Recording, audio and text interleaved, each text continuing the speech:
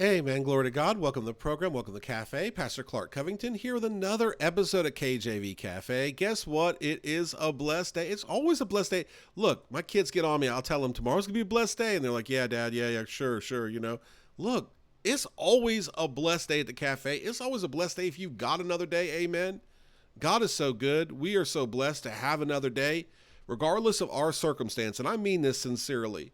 Whether we've got a nickel in our bank account or negative nickel in our bank account, whether we're sick as a dog or healthy as can be, whether we have friends galore or nobody to see, whatever it may be. I didn't mean to make that rhyme, but whatever it may be, how blessed are we that God's given us another day in which we can turn to Him and see Him move in our lives, in which His word is freely available. This program is free as can be, buddy. No subscription needed on anything in terms of money, like nothing. Amen. Paul writes this. I believe this with all my heart. The gospel should not be chargeable to anybody. Like it should not cost anything. And yes, I won't get on my soapbox. I don't believe in paid Christian events of any kind. I don't believe in paid Christian seminars. I don't believe in a church having a service or a thing where someone has to buy a workbook or a book or a program. I believe the gospel should be chargeable to no man. Think about that, okay? Why? I can give little anecdotes, and I'll give maybe this one. Years ago, my wife got an invitation for something from a Christian at work, and it was a conference, and you were to buy $50 or $100 or something to attend that conference. And I'm like, no, just absolutely not. Like literally, they're saying they're Christian. They're doing something unchristian. Okay. You don't. Like God's hand is not shortened. Okay. It is good to give, but we don't like God's hand is not, if God wants something to be done, right? Like for example, why do we never ask for anything on the program? Never. Okay. Never, not once. We got a trillion billion episodes, not once, because God's able. The radio was very expensive. We were on the radio for years. And I think at our peak between the different stations, it was something like 19 or 20 stations for just a small fry like me. That was a big ordeal. Maybe it was in the 20s, 25. I don't know. It was a lot. Okay. It was very expensive, and I pray to the Lord, what would you have me to do? This is really expensive. If you want this to continue. And I didn't believe in asking anybody for anything. And the Lord had just put on my heart, your bread and butter is the digital. That's what I've done for a career my whole life, pretty much digital stuff. I mean, I was working on a laptop when I was a teenager, like working, and back then the laptop was massive. You should have seen it. This is back in the 90s, but the podcast is basically free. I mean, you have some software, some stuff, but it's basically free. So God wanted me, I believe, to do that. And lo and behold, the podcast is now very big and prevalent and has better analytics, ways to look at the listeners and so forth. And the podcast can reach people on their phone, in their car and all. God knew in advance where He wanted me to go down that narrow path. And as a good shepherd, He led me that way because I didn't get focused on, hey, we need money. Hey, we need money. God's able. Amen. I say it carefully. I know that God may be calling some ministries to raise money for some reason. I say it carefully, or some churches, because, I get that. There's more. I know what I don't know, but what I do know is that God is able. Amen. He's able to provide. He is so good. We have another day to seek Him. His word, like I said, is freely available. If you have any kind of phone, you can get the app. If you don't have a phone, you can get the book. If you don't have money for the book, a church could send you the book. We'll send you the book. You email us, clark@enduringpromise.org. I've got Bibles somewhere. Oh, there I go. Open my big mouth. I'll send you a book. They have them at the Dollar Tree, the New Testament's there and so forth. The library, on and on. God's word is freely available. His gospel is free for all. He desires all to be saved. Let us not make the gospel chargeable. Okay, that's an introduction and a little mini sermon. But maybe somebody's listening that needed to hear that. Maybe you're in some committee meeting or something and someone has an idea to charge a bunch of people for something Christian. And you say, hold on a minute, hold on. You tell them, or maybe just take this episode and forward it to them and say, this nutcase in North Carolina thinks this, But either way, God knows. We love the Lord. He's so good. Man, he's so good. And Paul rebukes it too when it comes to Lord's Supper. He says, why you guys, I think it was in Corinthians, he's telling the church of Corinth, which is a really messed up, sinful, carnal church. He's saying, guys, why are you coming in there and eating a big meal and someone doesn't have anything? Don't you have a home to eat in? Why are you doing that in front of people? You know, again, God is very sensitive to the needs of others. Jesus flips over the money changers table and so forth. He said, this is a house of prayer. Why have you made it a den of thieves? I could go on and on, but I will not. I will not. Just in case you thought it was an opinion, I'm telling you, no, this is Bible truth. The gospel should be chargeable to nobody, okay? But we're Christians and we need a way to make money. All right, well, do something good like, build a house or, fix a car or work a job. That's just my take on it. All right, I'll stop. Oh, man, somebody right now is like, how do I unsubscribe? How do I delete this guy, But I have to tell you the truth, okay? That's what the Lord had put on my heart this morning, amen? Here we are in Genesis 49. We're looking here at the first 4 verses. Specifically, we've been looking really at verse 1 and 2. And Jacob called his sons and said, gather yourselves together, that I may tell you that which shall befall you in the last days. Gather yourselves together and hear, ye sons of Jacob, and hearken unto Israel your father. Okay? And so what we're going to talk about here today is this idea of discernment, all right? On 2 levels. One level is God gives the believer discernment, okay? So when you get saved, what happens? You receive the Holy Spirit, right? And when you receive the Holy Spirit, you now have the Comforter living within you. You have the third part of the Trinity. You have God the Father, the Son, and the Spirit, the Holy Spirit. And this isn't like the lesser part of God. This is the 3-in-1 Godhead. This is the fullness of God in 3 parts, right?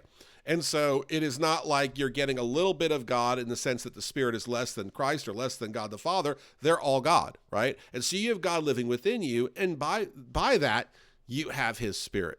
We're going to talk about that idea of discernment, and then further, the idea of listening to those that have discernment, like Jacob here, when we get back from the break. So stay tuned. Amen. You are listening to KJV Cafe. As always, thank you for listening. Hey, if you're new to the program, you can learn more about us at kjvcafe.com, kjvcafe.com. All right, so let's look at discernment first for the believer, okay? Because Jacob says confidently, right? I mean, he's had a tough life. He's not perfect. He's gone through a lot of strife, a lot of problems. And he says confidently, I'm going to tell you what shall befall you in the last days. Not what could befall you, what may befall you, what if I'm right will befall you, but what shall befall you. And then verse 2, gather yourselves together and hear, ye sons of Jacob, and hearken unto Israel your father. Here you see both Israel and Jacob mentioned, right, in the same sentence, okay? Semicolon in there, but it's the same sentence. Jacob and Israel, right? This is listen to your dad, but also listen to Israel as in the father, the patriarch, right, of the 12 tribes. Because you have Abraham, Isaac, and Jacob, or Israel, right? He's part of that group, that 3. Number 3 is very prevalent in the Bible, very important, of the patriarchs, okay? He's saying listen to your dad, but also listen to the one that is the head of this group, okay? And then he goes on to mention each boy in particular, okay? But before we get to that, before we get to Reuben in particular in the next couple of episodes, we're just going to look here at this idea of discernment. And so you're saved, right? You receive the Holy Ghost, the Holy Spirit. And I'll say this very quickly. You might have heard me say it before.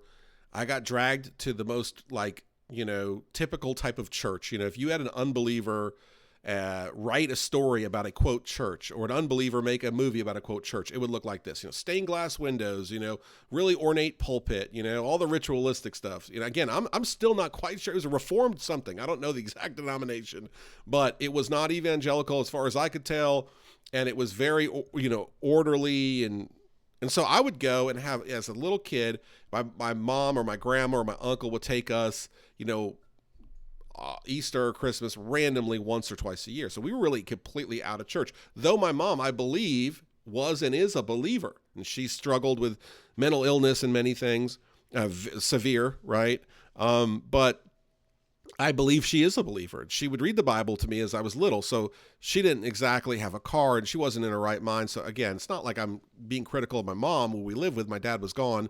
But either way, we were not in a church. And I remember one time grabbing a book, and all I remember, the Bible, I grabbed it from somebody, grandma or something. I opened it up, I looked at the words, and it was like just like nails on a chalkboard, right? Like I had no interest in those words. I didn't understand those words, and I had no interest in the outfit they put on me, as 6 or 7 year old, it pinched. I remember that, I couldn't sit still. I remember my mom was just telling me to sit still. Now, as someone that gets saved, right? And as someone that surrenders to God, and the idea is you're saved, but then you actually say, God, I'm making a decision, right? To surrender to you.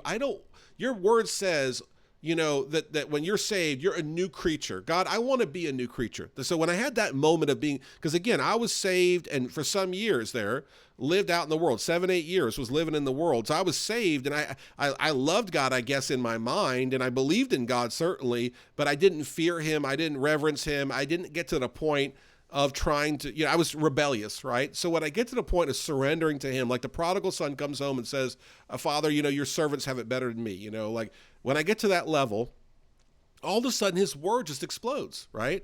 And everything in his word makes sense and has meaning after meaning after meaning.